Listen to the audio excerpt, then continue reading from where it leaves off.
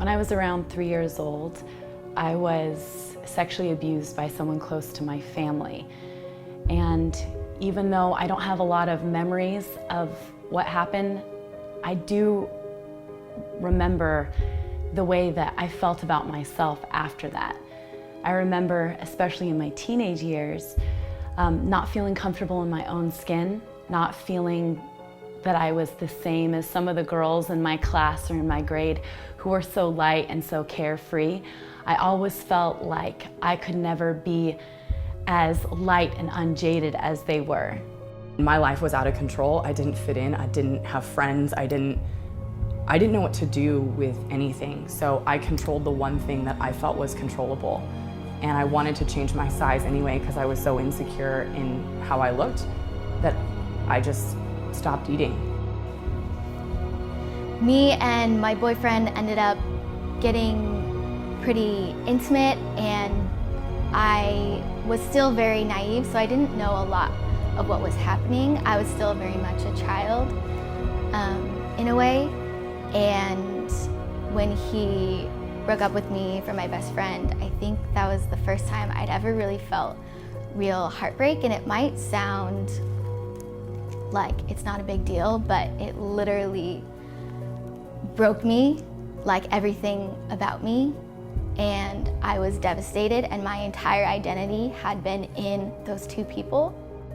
Because I didn't really care for myself, I would just want to be what other people wanted me to be so that they would like me, or that the guys would they would want to be with me or be my boyfriends. And I remember the most heartbreak that I'd experienced was when I had tried so hard and worked so hard to become who this person wanted me to be, and then later have them reject me. That's when I felt the ultimate sting of rejection and failure. I felt like if this person that I tried so hard and worked so hard for them to love me, if they can't love me, like, I'm not lovable.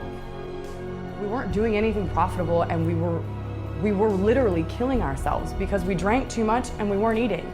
Like, that's not healthy living.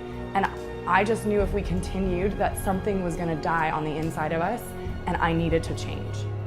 I remember one day I was at home and I was by myself, and I was in the kitchen, and I had just gotten home from hanging out with some people, and I remember thinking like, oh, like, what was I doing? That thing I said, it was so stupid. I'm so stupid. Like, no one likes me. Like, oh, like, why do people even hang out with me? Like, I'm so dumb. Like, I'm so dumb. Like, I'm so ugly. And I was just repeating these things over and over in my head to myself as I'm replaying a conversation I just had with someone. And I stopped in the middle of everything, and I thought, like, oh my gosh, I'm saying these things to myself. Like, no one else is saying these things about me. It's all coming from me. Like, I'm the one who's telling myself that I'm ugly and that no one likes me, and I'm the one with the problem. I'm the bully.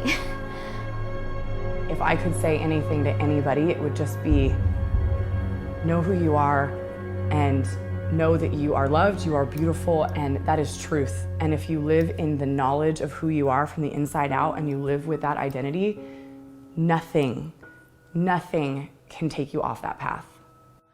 You don't need to change who you are so that other people will approve of you or will love you. You're lovable just the way that you are.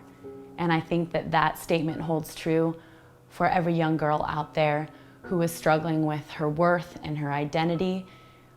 We're beautiful and we're valuable, and our worth doesn't change based on how people have treated us or how people treat us. We are valuable.